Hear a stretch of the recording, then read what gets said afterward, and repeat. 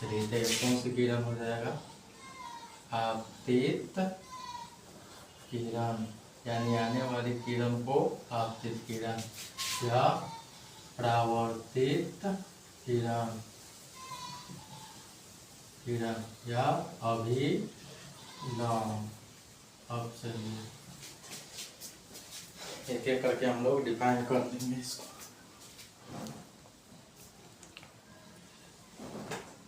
चलिए आपतित किरण लिखे पहला डाल देंगे, क्या आपतित किरण। आपतित किरण किसको बोला जाता है, आने वाली किरण को आपतित किरण कहते हैं। तो इसमें पूछा जाएगा बताइए कि आपतित किरण कौन है, तो ए से लेकर ओ, यानी ए ओ कौन सी किरण हो जाएगा, आपतित किरण। तो लिख सकते हैं आने वाली किरण को किरण को आपतित किरण कहते हैं, आपतित किरण कहते हैं। अब पूछा जाएगा बताइए इसमें आपतित किरण कौन है, तो ए ओ लिख सकते हैं। ए ओ कौन सी किरण है, या आपतित किरण है, आपतित किरण है। चलिए तो इसमें कोई डाउट नहीं। अब चलिए यह कौन सा बिंदु हो जाएगा, या आपतन बिंदु। तो क्या लिख सकते हैं, आपतन बिंदु। आने वाली किरण दर्पण के जिस बिंदु पर टकराती है वह बिंदु कौन से बिंदु कहलाता है, आपतन बिंदु। तो लिख सकते हैं दूसरा आपतन बिंदु। आपतन बिंदु लिख के डाल देंगे। चलिए तो क्या लिख सकते हैं, आपतित किरण, आपतित किरण दर्पण के जिस बिंदु पर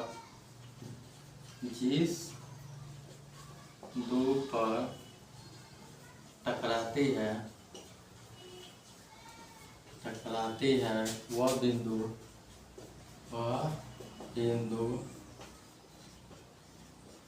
आपतन बिंदु कहलाता है।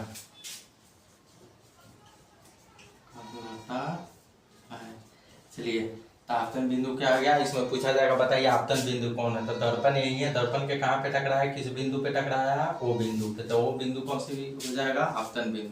ओ आपतन बिंदु है, आपतन बिंदु है। चलिए तीसरा परावर्तित किरण,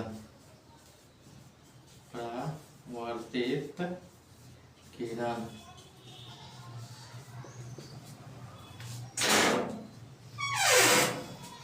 चलिए परावर्तित किरण क्या है, तो क्या लिख सकते हैं, आपतित किरण दर्पण की सतह से टकराकर उसी माध्यम में वापस लौटती है तो उस किरण को परावर्तित किरण कहते हैं। या इसको शॉर्टकट में लिखना चाह रहे हैं तो क्या लिख सकते हैं, वापस लौटने वाली किरण को परावर्तित किरण कहते हैं। तो लिख लीजिए वापस लौटने वाली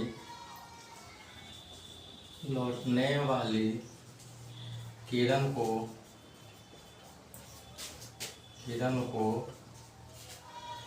परावर्तित किरण कहते हैं, परावर्तित किरण कहते हैं, किरण कहते हैं। चलिए तो पूछा जाएगा इसमें बताइए परावर्तित किरण कौन है, तो बीओ लिखिए या ओ बी लिखिए, बात सेम है। तो क्या लिख सकते हैं, कौन सी किरण, बीओ क्या है, परावर्तित किरण है, परावर्तित किरण है। चलिए अब तीसरा चौथा अभिलंब। क्या अभिलंब हो सकता है बताइए, अभिलंब। तो देखिए किस बिंदु पर खींचा गया है, या आपतन बिंदु पर। तो क्या लिख सकते हैं इसका डेफिनेशन, आपतन बिंदु पर खींचा गया लंब क्या कहलाता है, अभिलंब कहलाता है। इसमें पूछा जाएगा बताइए अभिलंब कौन है, तो एमओ कहिए या ओ एम कहिए, बात सेम है। अभिलंब क्या है, आपतन बिंदु पर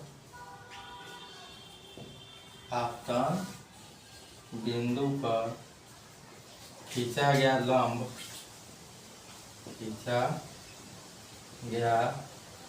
लंब अभिलंब कहलाता है, अभिलंब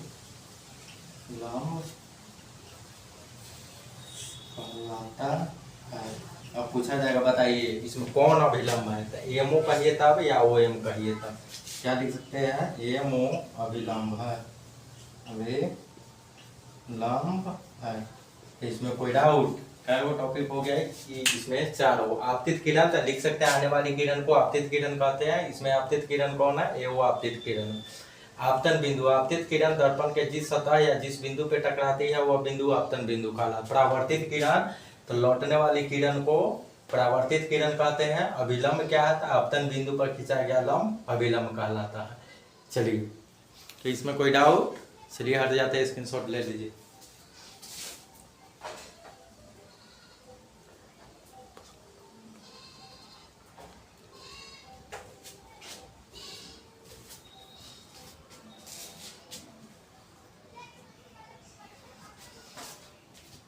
चलिए इसको रहने देते हैं इधर।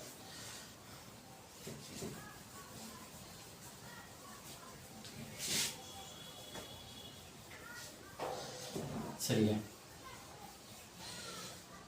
अगला 4 5 हो जाएगा आपतन कोण। आपतन कोण, आपतन कोण किसको बोला देख लीजिए। तो यह आपतित किरण और अभिलंब के बीच बने कोण को कौन से कोण कहते हैं, आपतन कोण। इसे किसके द्वारा सूचित किया जाता है, कोण आई द्वारा। यह कौन सा कोण हो जाएगा, परावर्तन कोण, तो इसको कोणार द्वारा। तो अब देख लीजिए आपतन कोण का डिफिनीशन क्या हो जाएगा, तो किस किस किरण से मिलकर बन रहा है, या आपतित किरण और अभिलंब। क्या लिख सकते हैं, आपतित किरण तथा अभिलंब के बीच बने कोण को आपतन कोण कहते हैं।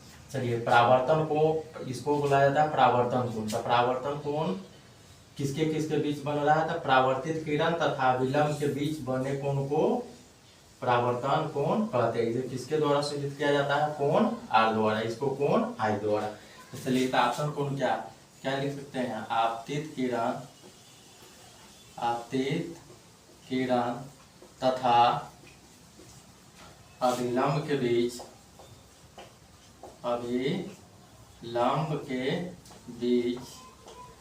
बने कोण को आपतन कोण कहते हैं, आपतन कोण कहते हैं। चलिए तो कोई डाउट, आपतन कोण तो क्या लिख सकते हैं, डेफिनेशन, आपतित किरण और अभिलंब के बीच बने कोण को आपतन कोण कहते हैं। इसे किसके द्वारा सूचित किया जाता है, कोण। तरीके इसे कोण आई द्वारा सूचित किया जाता है, सूचित किया जाता है। अब चलिए तो कोई डाउट, अब कौन सा कोण हो जाएगा, या परावर्तन कोण। छठा परावर्तन कोण, परावर्तन कोण। अब देख लीजिए परावर्तन कोण का डेफिनेशन क्या हो जाएगा, तो बताइए परावर्तन कोण किससे मिलकर बन रहा है, परावर्तित किरण तथा अभिलंब के बीच। तो इसका जो डेफिनेशन बन जाएगा वह परावर्तित किरण तथा अभिलंब के बीच बने कोण को परावर्तन कोण कहते हैं। लिख सकते हैं परावर्तित किरण तथा अभिलंब के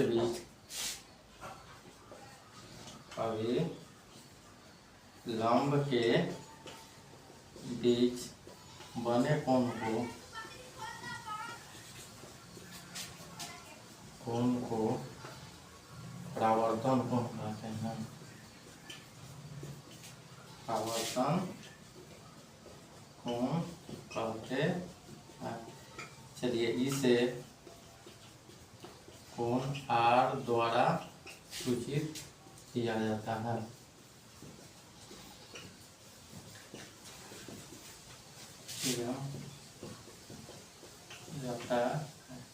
अब चलिए तो कितने पॉइंट हो गए इसमें, 6 पॉइंट के अगर आप ध्यान में रखते हैं तो परावर्तन के नियम को आप समझ सकते हैं या लिख सकते हैं।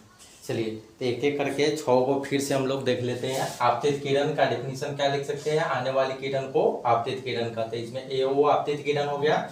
चलिए आपतन बिंदु, आपतित किरण देखिए आने वाली किरण दर्पण के जिस बिंदु पे टकराती है उसे कौन से बिंदु कहते हैं? आपतन बिंदु। तो आपतन बिंदु कौन हो जाएगा? ओ हो जाएगा। अगला परावर्तित किरण क्या है? तो लौटने वाली किरण को परावर्तित किरण कहते हैं। तो परावर्तित किरण कौन हो जाएगा? बीओ हो जाएगा। चलिए अभिलंब क्या है? किस पर खींचा गया है? या आपतन बिंदु। तो आपतन बिंदु पर खींचा गया लंब क्या कहलाता है? अभिलंब कहलाता है। अब चलिए आपतन कोण, आपतित किरण और अभिलंब के बीच बने कोण को आपतन कोण कहते हैं। इसे किसके द्वारा सूचित करते हैं? कोणाई द्वारा। अभिलंब अधि परावर्तन कोण, तो परावर्तन कोण को क्या लिख सकते हैं? परावर्तित किरण तथा अभिलंब के बीच बने कोण को परावर्तन कोण कहते हैं। अब चलिए यहाँ तक क्लियर है, तो आगे परावर्तन के नियम को देखते हैं।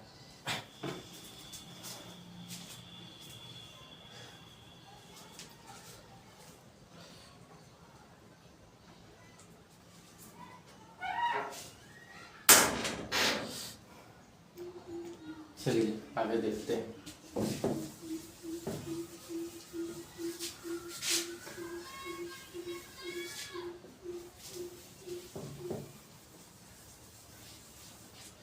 चलिए अब देखते हैं परावर्तन के दो नियम होते हैं।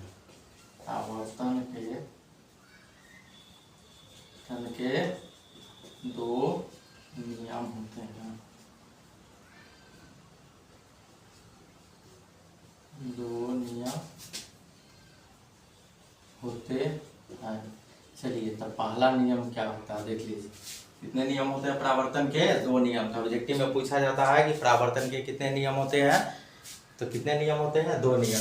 तो पहला नियम क्या होता है देख लीजिए। आपतित किरण तथा आपतित किरण, परावर्तित किरण तथा आपतन बिंदु पर खींचा गया लंब तीनों क्या होते हैं? एक ही समतल में होते हैं। एक ही समतल करने का मतलब एक ही पॉइंट पर आकर मिल रहा है। आपतित किरण, परावर्तित किरण तथा अभिलंब, मतलब तीनों किस बिंदु पर आकर मिल रहा है? वह आपतन बिंदु पे। तो पहला जो नियम होता है क्या होता है कि आपतित किरण, परावर्तित किरण तथा आपतन बिंदु पर खींचा गया लंब तीनों एक ही समतल में होते हैं। तो पहला नियम क्या लिख सकते हैं? आपतित किरण, आपतित किरण, परावर्तित किरण, परावर्तित किरण तथा आपतन बिंदु पर आपतन बिंदु पर खींचा गया अभिलंब तीनों एक ही समतल में होते हैं। चलिए तो देख लीजिए तो क्या है। अगर आपतित किरण तथा आपतित किरण, परावर्तित किरण तथा आपतन बिंदु पर खींचा गया लंब तीनों क्या होते हैं? एक ही समतल में होते हैं। यानी एक ही समतल करने का मतलब एक ही पॉइंट पर आकर मिलती है। ठीक, चलिए तो वही है पहला नियम कि आपतित किरण, परावर्तित किरण तथा आपतन बिंदु पर खींचा गया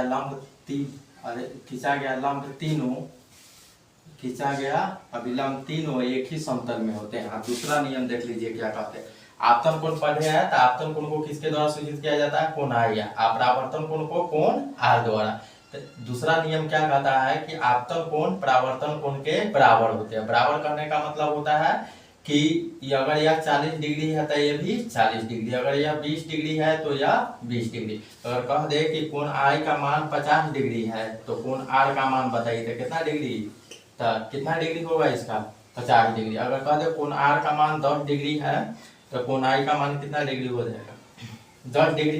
तो यानी आपतन कोण परावर्तन कोण के क्या होते हैं? बराबर होते हैं। जितना डिग्री ये होगा उतना डिग्री ये होगा। तो दूसरा नियम यही है कि आपतन कोण परावर्तन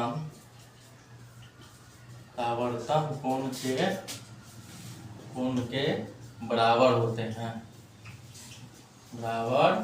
हैं। बराबर करने का मतलब अर्थात आपतन कोण बराबरा कौन सा कोण? परावर्तन कोण।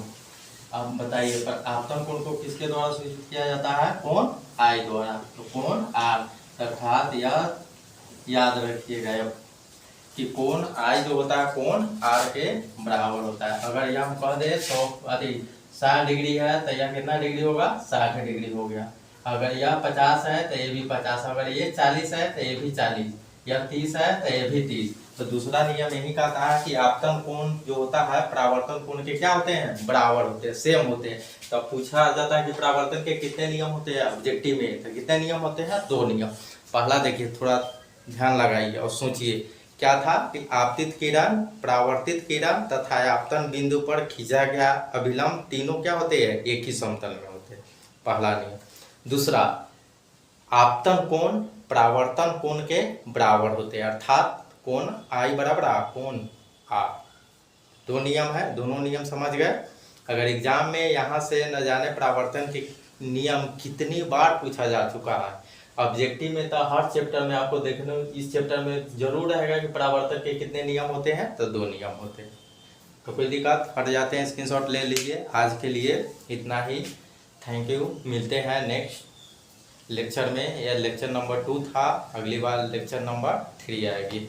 तो आप लोग कोऑपरेट कीजिए, प्यार मोहब्बत दीजिए और कमेंट सेक्शन में कमेंट कीजिए। अगर हौसला बुलंद रखिएगा तो आगे भी हम भी आपके लिए हौसला बुलंद करके आगे की तरफ बढ़ेंगे। चलिए, thank you so much, all of you. मिलते हैं नेक्स्ट वीडियो में।